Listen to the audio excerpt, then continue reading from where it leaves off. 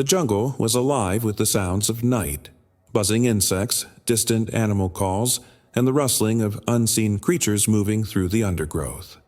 But beneath the towering trees, hidden in the shadows, one man moved with careful, deliberate steps.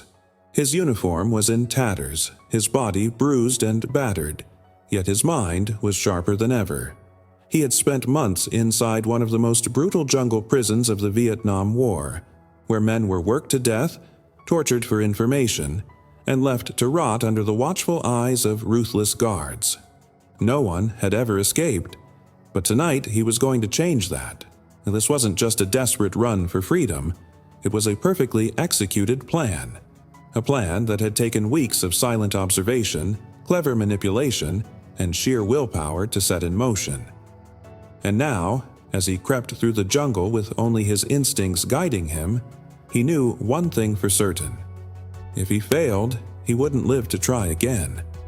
From the moment he was thrown into the prison, he knew he was in hell on Earth. It wasn't like other POW camps.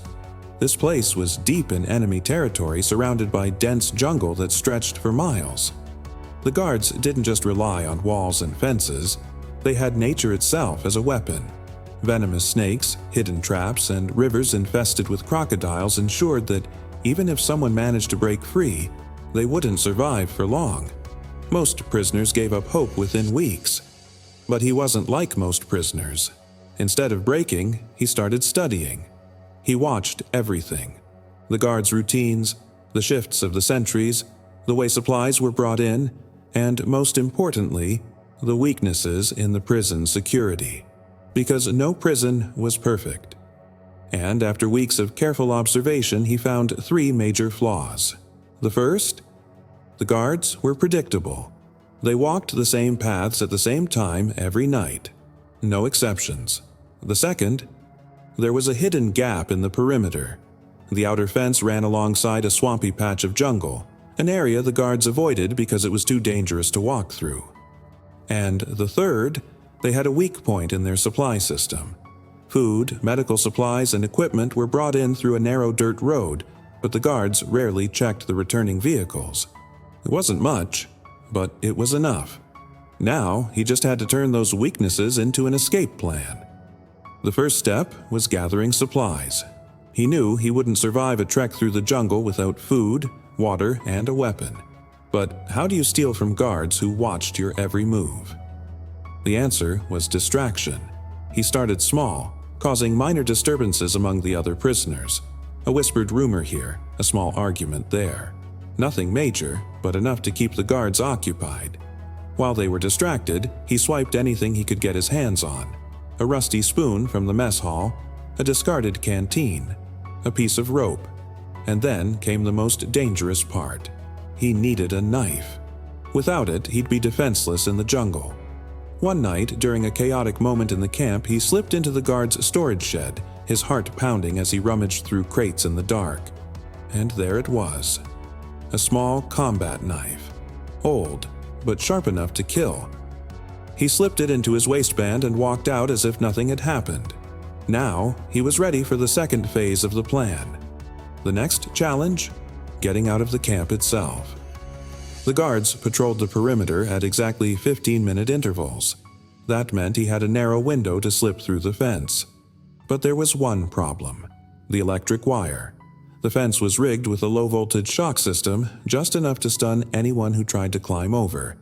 And that's when he saw it. A dead rat lying near the base of the fence. Flies buzzed around it, but he didn't care. He grabbed the corpse and, in full view of the guards, tossed it onto the fence. The moment it touched the wire, a faint zit sound echoed through the camp. The guards barely looked up. Perfect, because that meant he now knew exactly where to cut through the fence without getting shocked. Over the next few nights, using his stolen knife, he slowly sliced through the wiring, hiding his progress with loose leaves and mud. By the time he was done, the hole was just big enough to crawl through. The escape was set. Now, he just needed the perfect moment. That moment came during a stormy night. Heavy rain pounded the jungle, muffling sounds and blinding the guards. This was it. Heart racing, he slipped through the camp, moving like a shadow. The fence was right in front of him. He crouched down, crawled through the hole, and just like that, he was out. But the real fight had just begun. The jungle was a different kind of prison. Thick, suffocating heat pressed down on him. The air was filled with the hum of mosquitoes, the distant howls of unseen creatures. He wasn't alone, because by morning the guards had realized he was missing, and now they were hunting him. He could hear them, shouting orders, barking dogs, the occasional gunshot as they tried to flush him out. He knew how to disappear.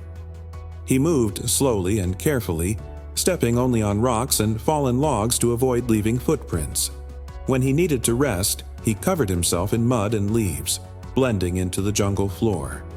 For 3 days, he survived on rainwater and raw plants, keeping one step ahead of his pursuers. But by the 4th day, he was weak, starving, and on the verge of collapse. He needed to find civilization. Fast. Then, just as he thought he was finished, he saw it, a river. Not just any river, a supply route used by locals. That meant one thing: boats. Summoning the last of his strength, he waited until nightfall, then crawled toward the water. And that's when he found it. A small wooden canoe abandoned on the shore. He didn't think. He just pushed it into the water and paddled like hell. Hours passed. The jungle began to thin. And then lights, houses, people. He had done it. He had escaped. The aftermath of his escape sent shockwaves through the enemy forces. The prison guards were punished for their failure, and the jungle prison was eventually shut down. And as for him, he was hailed as a hero, debriefed by intelligence officers, and sent back to the United States.